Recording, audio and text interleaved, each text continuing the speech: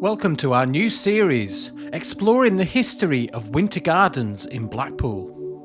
In this video we will be exploring the amazing Blackpool Opera House within the complex, showing you all the hidden areas and the amazing history this massive building has to offer. The Blackpool Opera House opened originally in 1889 as part of the Winter Gardens complex. It has been rebuilt twice in its history, enlarged in 1910 and then completely rebuilt in 1939. It's now a Grade 2 listed building and one of the largest theatres in Europe, with a capacity of 2,813 people over 3 levels. The original building that opened in 1889 and called Her Majesty's Opera House was designed by architect Frank Matcham, who also designed the nearby Grand Theatre and the famous Blackpool Tower Ballroom. It had a capacity of 2,500, but this was considered insufficient at the time. Enlarged in 1910, it was again considered insufficient. The final building, which is what you see today, was built in 1939. It was a complete rebuild of the stage and auditorium area. Although a few parts of the old buildings remain as part of the complex, as you will see in this video. Let's start our explore with the enormous auditorium. So here we are, stood in the auditorium of the Opera House. Quite a few thousand people in here. In fact, just short of 3,000 is the capacity of this theatre, or the Opera House as it's known. And here's the stage area, just behind me. How many seats did you say? 1,401. 401, and he just said that it actually eclipses many other theatres around the country just on the stalls alone. And you can see why. I mean, it is so wide. I have been in here. I sat down there watching Peter Kay. I think it was 2006, something like that. Yeah, absolutely massive. And then obviously you've got the other levels, which we'll see in a minute, up there. Now they were just telling me they've done a lot of renovation works over the closed period during the pandemic that we don't talk about. All this has been repainted back to its original colours of what it used to be in the early days. Now those of you that have been in here before will remember the old colour scheme. But in my opinion this is much better, definitely in keeping with the original vision. This was rebuilt in the 1930s completely, and a lot bigger than the original one, and all done in the Art Deco style, as you can see from a lot of the fixtures and fittings. A lot of them have been kept as well, which is amazing. You can see by the light fittings there, very Art Deco. So here we are, stood on the circle. Again, you can see the stalls down there. And a massive stage. Look at that huge ventilation shaft there.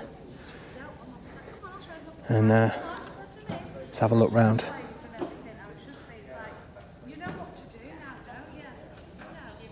So they were saying about the blue seats that they used for the Royal Box and the Royal Variety. They used these seats here, and they actually separated the area off, so she had her own Royal Box here. And then the original one, they had a Royal Box just over there that was constructed just for the Royal Variety performance. So again, we've got the original seat frames on these seats in the theatre. Obviously the upholstery's been changed over the years, but the original wooden seats you can see by the bottoms there, very Art Deco looking. So we've just reached the top floor in the theatre. So you've got the, what I would call, in the gods up here. But yeah, you still get an amazing view here. They were telling me when we were on the stage, they had a brand new cinema screen installed, which cost quite a bit of money, just at the back there. So behind the safety screen is a brand new cinema screen, so they can show films from here again. Did you say it was a 3D projector? Yep, 3D and full surround sound in the theatre as well. Brilliant, so 3D and full surround sound, so all up to date now. But you can see the projection room up there. I think we're going to head up there now. Projectors. Oh, fantastic. So you've got the brand new 3D projector here. And look at the size of that. It's not what you get in your house, is it? It's absolutely massive. I mean, that would have cost quite a lot. And then you've got, these are the old 1930s projectors, you say. So look how original these machines are. They look brilliant, don't they? And then you've obviously got your spotlights here, which they use in performances today. Just one on either end. What is this? Is that another light? Yeah. It looks like another original 1930s light, this. I mean, look at the detail on that. Levers everywhere. So this would have been some kind of a stage light from up here. And yeah, you've got your massive spots here, which are all obviously modern. And let's just look at the machinery in here. So here's the original projectors from the 1930s, that's nearly 100 years old. Look at the size of the lenses on them. And the original cork floor here. And you've got your little trapdoors there that you lift, and you can see straight into the auditorium. So this room here, obviously not used anymore, it's actually the original cutting room for the film reels. And he was just saying they get them from the studios and they come in here and cut them and glue them together with all the, look at that, Cinefilm cement. And then obviously put their adverts in and things like that. I don't know if they did that then.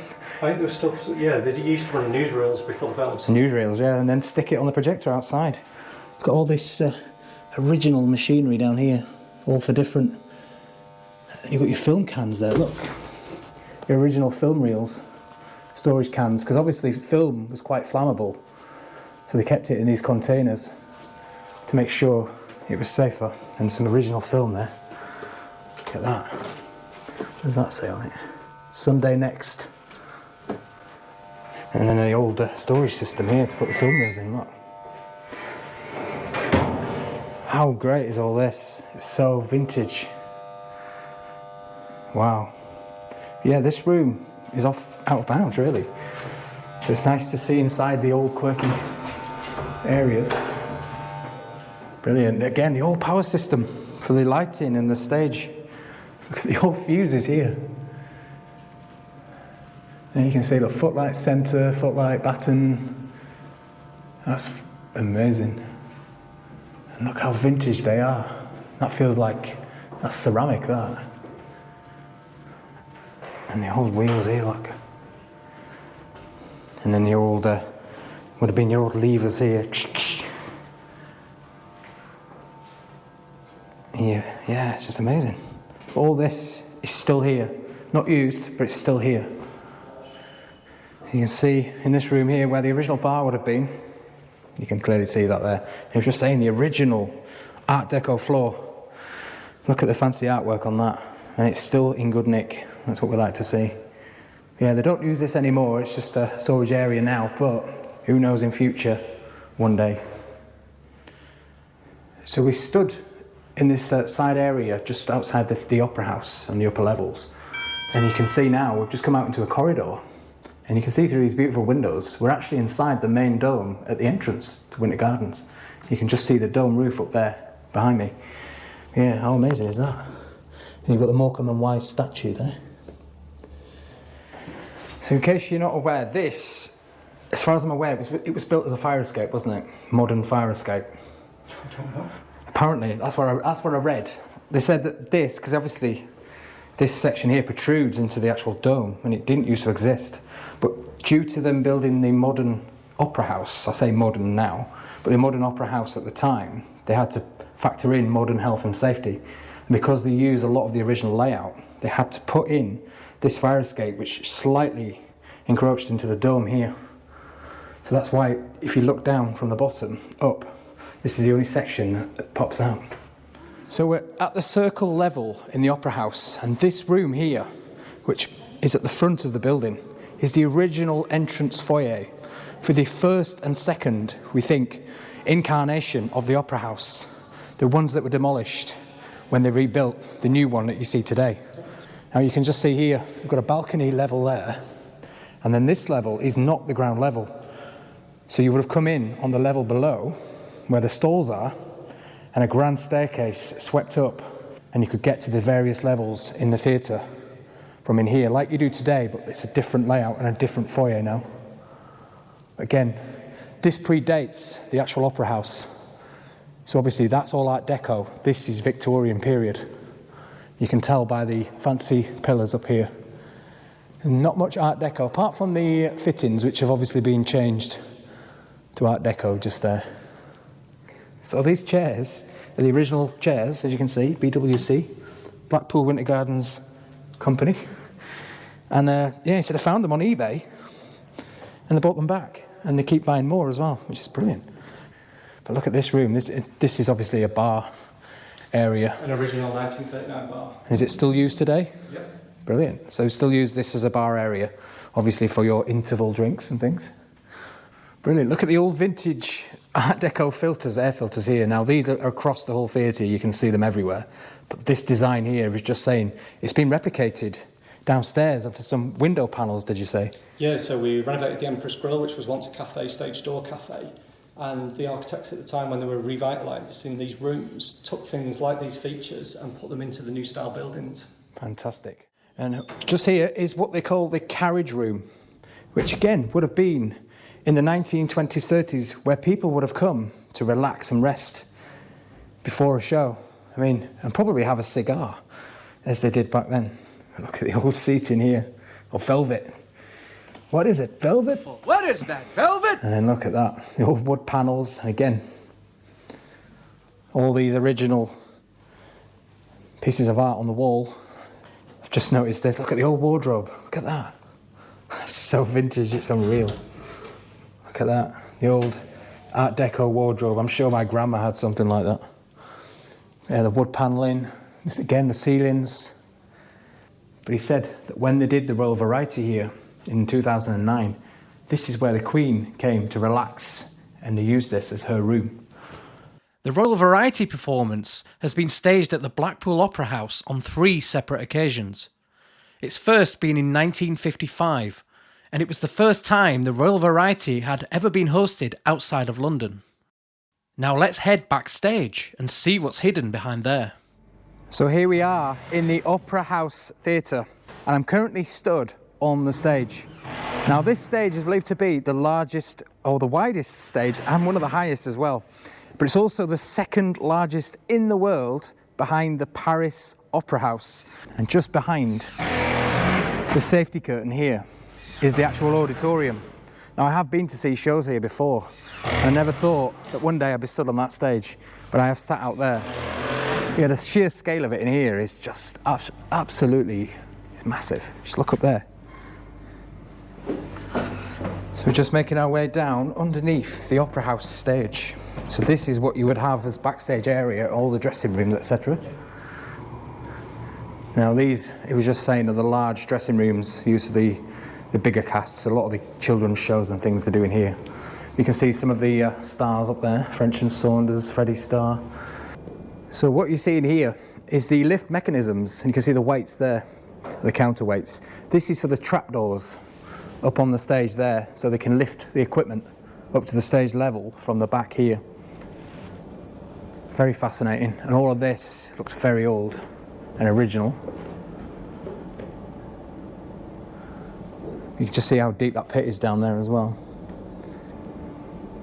And there you go, there's another lift system there. So apparently this was installed for Frank Sinatra, it's rumoured anyway. And yeah, he would tap his foot and the microphone would pop out from the stage. And just this thing here with a little motor on it, a small lift mechanism. And as you can see, a little trapdoor at the top where the mic would have gone through, the mic stand. So this is what is known as the orchestra pit, right at the front of the stage. You can see the stage just above us there. And he said this can be removed if they want to use this pit, obviously. All right, here we go. Something very special hidden in this cupboard here. And you'll all recognise it just from the panel at the side. It's one of the original Wurlitzers. One of 2 at Winter Gardens. They've got one in the ballroom as well. And then obviously this one in the Opera House. Now if you did watch the Royal Variety performance filmed here in 2009, was it? Yes. Peter Kay came out of the floor on the Wurlitzer. You can see the some of the mechanisms there. You can see the cables here. So this is an actual riser platform here. So the whole Wurlitzer will just lift out of the floor straight up to the stage. Look how amazing that is. I wouldn't know where to start with one of them. Look at all the pedals down there. Yeah. We've just seen this underneath the stage. It looks musical. It's definitely got notes on there. Could be part of the Wurlitz, so we're not sure what that is actually. Any ideas? Drop it in the comments below. You will know better than we do. So he was just saying that the stage, or underneath the stage here, does go down another level. So we're just coming up from the stage level again, heading upstairs above the stage this time.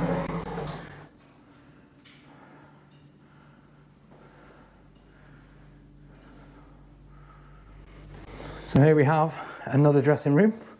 So like I was saying, these are above the stage area, which is down there. Nice bathroom there.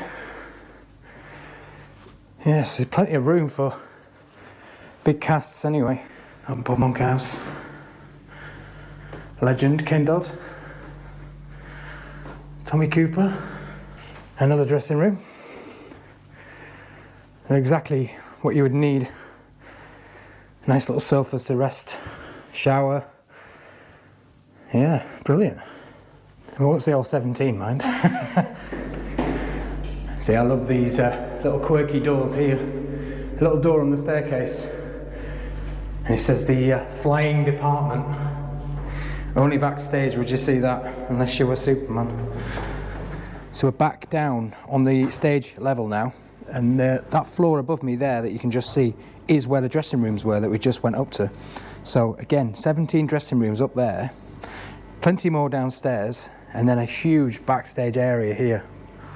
So we've got a name board here, the Blackpool Opera House Commemorative Roll of Honour, which features all the names of the acts over the years that have performed at the Opera House.